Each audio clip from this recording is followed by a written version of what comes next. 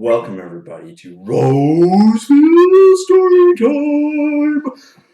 You know what's really annoying about hot and sunny days? Sunburns.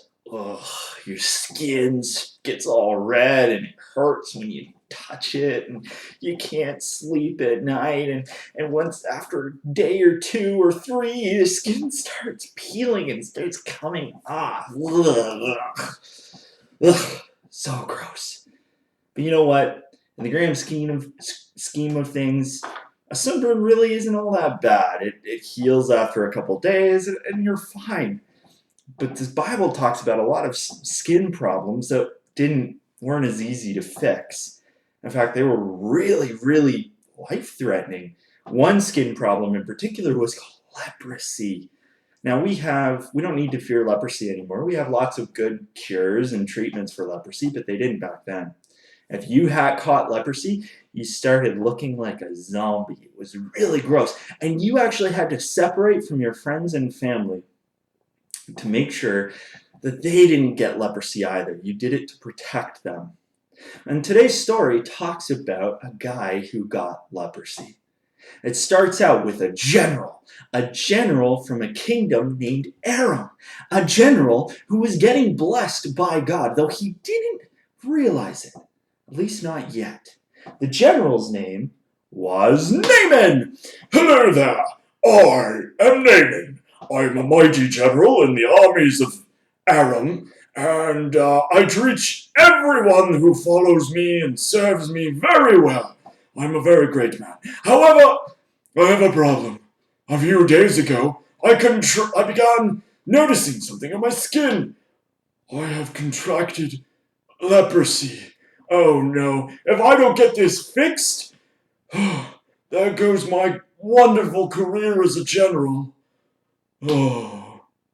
Now Naaman had a servant girl who was part of God's people. She was an Israelite. We don't know her name, but she came up to Naaman and to talk to him. Oh, Naaman! Oh, Naaman, you know what? You've been so kind to me. I wish you would go to Samaria because there's a prophet there. His name was Elisha. Who would surely heal you. God is with him and working through him in some mighty, incredible ways. You should go there. Okay?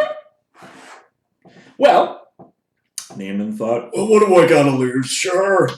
So he went and he talked to his master. And his master wrote him a letter for the king of Israel, a king by the name of Joram, who was Ahab's son. And in the letter, the master of Naaman asked Joram to heal Naaman of his leprosy. Now here's the thing. The master didn't realize that it wasn't really the king who was going to heal Naaman, it was God. He didn't completely get it. And so Naaman took the letter, went over to King Joram, gave him the letter, and Joram opened the letter, read it, and thought, oh, it's me! Oh, this is horrible! What is your master thinking? That I somehow have the power of life and death? There's no way I can heal you! Is he trying to start a war with me? This is horrible news! Well, word got to Elisha what was happening in the palace. And Elisha sent a message back. He's like, psst, hey, Joram, just, you know what? Just send Naaman over to me. I'll take care of this. So that's what Joram did. He told Naaman, go see the prophet Elisha, and Naaman went. Now Naaman wanted to impress Elisha. He wanted to make sure that Elisha would be like, yeah, I'll heal you, buddy. You're a pretty great guy. And so he had this whole parade of people ready to honor Elisha. He even included gifts to lavish on Elisha to bring healing to him, to Naaman. He was going to go all out. Okay, everyone. Remember, we need to be very polite. We need to be very respectful. For I want this prophet to heal me properly. Surely he'll just wave his hand over the leprosy and say some magic words and bingo bango bongo, I'm healed of leprosy. Right? That's the way these things work. And I'm giving him a lot of honor, so surely I deserve to be healed. So Naaman went with his big, huge parade of people and all the gifts that he was going to give to Elisha. And you know what happened? Elisha didn't even show up.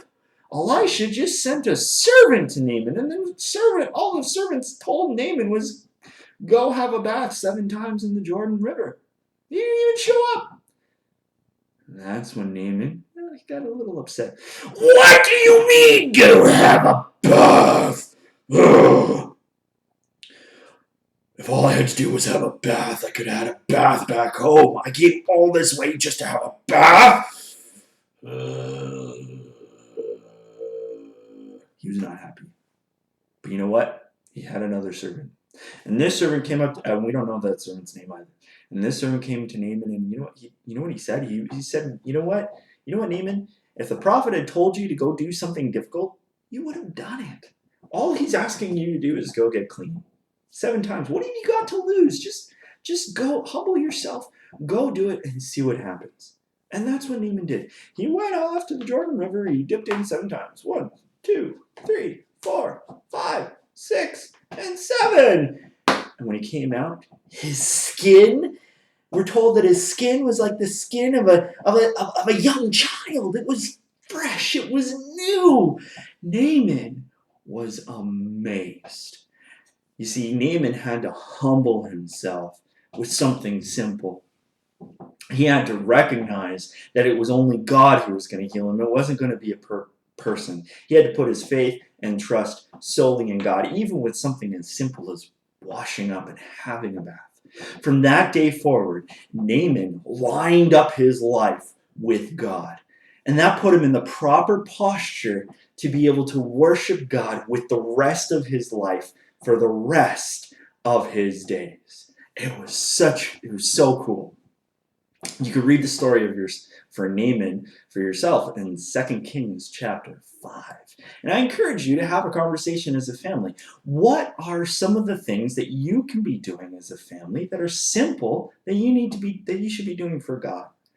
All right. Well, that's all for Roseville Story Time.